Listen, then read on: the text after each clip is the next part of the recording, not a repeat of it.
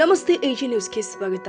ಗದಗ ಜಿಲ್ಲೆ ಗದಗ ತಾಲೂಕಿನ ತಿಮ್ಮಾಪುರ ಗ್ರಾಮದ ಮಹಿಳೆಯರು ಸೇರಿ ಈಗಾಗಲೇ ತಿಮ್ಮಾಪುರ ಗ್ರಾಮದ ಶ್ರೀ ರೇಣುಕಾದೇವಿ ಯಲ್ಲಮ್ಮನ ದೇವಸ್ಥಾನ ಕಟ್ಟಡ ಹಣಕಾಸಿನ ಕೊರತೆಯಿಂದಾಗಿ ಅರ್ಧಕ್ಕೆ ನಿಂತ ದೇವಸ್ಥಾನವನ್ನ ಪೂರ್ಣಗೊಳಿಸಬೇಕು ಅಂತ ಗ್ರಾಮದ 850 ಗೃಹಲಕ್ಷ್ಮಿ ಫಲಾನುಭವಿಗಳು ಮುಂದಾಗಿದ್ದಾರೆ.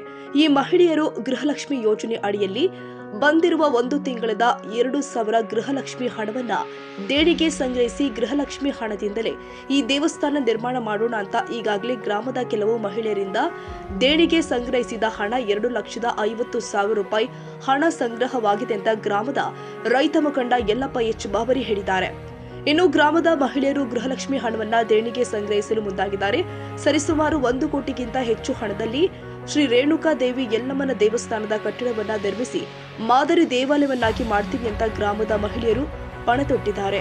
ಇಷ್ಟೇ ಅಲ್ಲದೆ ಈ ದೇವಸ್ಥಾನದ ಕಾರ್ಯಕ್ರಮಕ್ಕೆ ಮಹಿಳಾ ಮತ್ತು ಮಕ್ಕಳ ಕಲ್ಯಾಣ ಇಲಾಖೆ ಸಚಿವರು ಆದ ಶ್ರೀಮತಿ ಲಕ್ಷ್ಮಿ ಹೆಬ್ಬಾಳ್ಕರ್ ಅವರನ್ನ ತಿಮ್ಮಾಪುರ ಗ್ರಾಮಕ್ಕೆ ಬರಮಾಡಿಕೊಳ್ಳುವ ಯೋಜನೆಯನ್ನ ಶ್ರೀ ರೇಣುಕಾ ಯಲ್ಲಮ್ಮನ ದೇವಿ ಟ್ರಸ್ಟ್ ಕಮಿಟಿ ಹಾಗೂ ಗ್ರಾಮದ ಮಹಿಳೆಯರು ನಿರ್ಧಾರ ಮಾಡಿದ್ದೀವಿ ಎಂದು ಭೀಮವ್ವ ಬಾನಪುರ ಮಾತನಾಡಿ ತಿಳಿಸಿದ್ರು.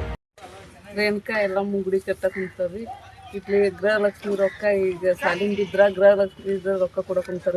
800 ಜನ ಮಂದಿ ಕೊಟ್ಟಾರ ಇಲ್ಲಿ ನಮ್ಮೂರವ್ರಿ. ಹಂಗೇನಾರ ಕಡಿಮೆ ಬಿದ್ರ ಮತ್ತೆ ಕೊಡ್ತಾರೆ.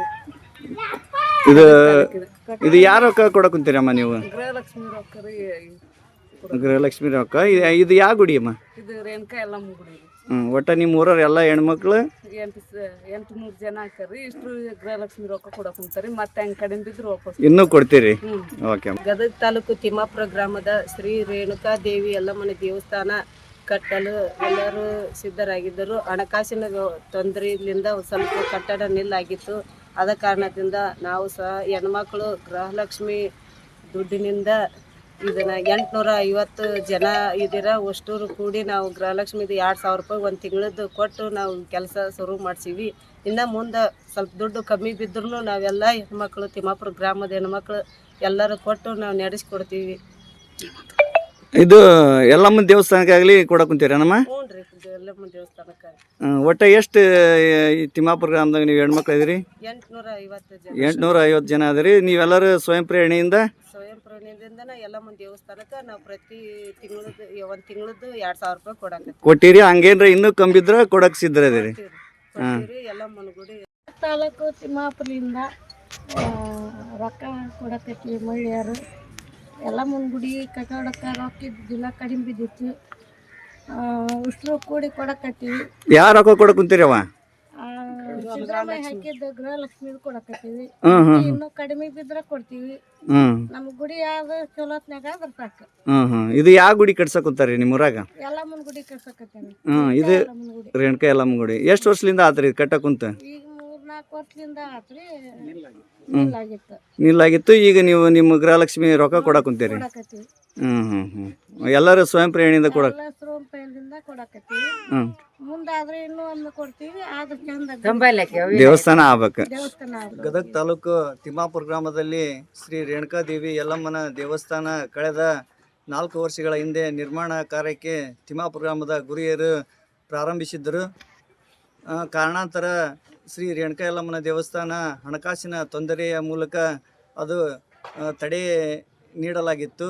ಇಂದು ನಮ್ಮ ತಿಮ್ಮಾಪುರ ಗ್ರಾಮದಲ್ಲಿ ಎಲ್ಲ ಮಹಿಳೆಯರು ಕರ್ನಾಟಕ ಸರ್ಕಾರದಿಂದ ಕೊಡಮಾಡುವ ಗ್ಯಾರಂಟಿ ಯೋಜನೆಗಳಲ್ಲಿ ಒಂದಾದಂಥ ಗೃಹಲಕ್ಷ್ಮಿ ಯೋಜನೆಯ 2,000 ರೂಪಾಯಿ ಹಣವನ್ನು ನಮ್ಮ ತಿಮ್ಮಾಪುರ ಗ್ರಾಮದ ಎಲ್ಲ ಮಹಿಳೆಯರು ಸರಿಸುಮಾರು 850 ಜನ ಮಹಿಳೆಯರು ನಮ್ಮ ತಿಮ್ಮಾಪುರ ಗ್ರಾಮದಲ್ಲಿದ್ದಾರೆ ಸರ್.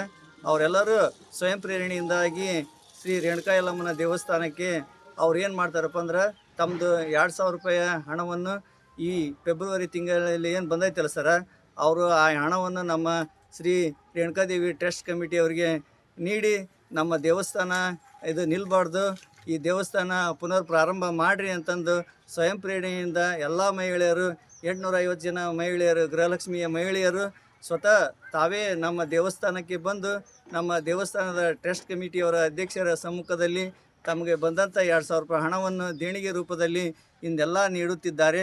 ಅದರಲ್ಲಿ ಈಗಾಗಲೇ ಸರಿಸುಮಾರು ಎಷ್ಟಪ್ಪ ಅಂದ್ರೆ 100 ಜನ ಮಹಿಳೆಯರು ಈಗಾಗಲೇ 2,000 ರೂಪಾಯಿಯನ್ನು ನೀಡಿದ್ದಾರೆ.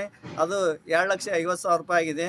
ನಮ್ಮ ತಿಮ್ಮಾಪುರ ಗ್ರಾಮದಲ್ಲಿ 850 ಜನ ಎಲ್ಲರೂ ನೀಡಿದ್ರೆ ಅದು ಒಂದು 16 ಲಕ್ಷ ರೂಪಾಯಿ ದೇಣಿಗೆ ರೂಪದಲ್ಲಿ ಸಂಗ್ರಹ ಆಗಿ ನಮ್ಮ ದೇವಸ್ಥಾನ ಬೇಗನೆ ಇನ್ನೂ ಒಂದು 5-6 ತಿಂಗಳಲ್ಲಿ ಮುಕ್ತಾಯ ಹಂತವನ್ನು ತಲುಪುತ್ತಂತಂದು ನಾವು ಈ ಮೂಲಕ ಹೇಳುತ್ತಾ, ನಮ್ಮ ಎಲ್ಲ ಗ್ರಾಮದ ಮಹಿಳೆಯರಿಗೂ ತಮ್ಮ ಗೃಹಲಕ್ಷ್ಮಿ ಅಮೌಂಟನ್ನು ಈ ಕಮಿಟಿಯವ್ರಿಗೆ ಏನು ನೀಡಿದ್ದಾರೆ ಅವರಿಗೆ ನಾವು ತುಂಬ ಹೃದಯದ ಧನ್ಯವಾದಗಳನ್ನು ನಿಮ್ಮ ಈ TV ಮಾಧ್ಯಮದ ಮೂಲಕ ನಾವು ಕೇಳಿಕೊಳ್ತಿದ್ದೇವೆ. Andappa Kolur, Gadag, AG news.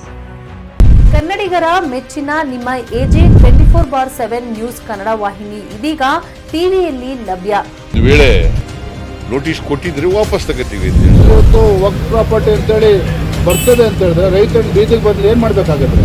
ಯಾರು ವೋಟ್ ಹಾಕಿಲ್ಲ ಅಂದ್ರೆ ಗ್ಯಾರಂಟಿನೆಲ್ಲ ಸ್ಟಾಪ್ ಮಾಡ್ಬಿಡ್ತೀವಿ.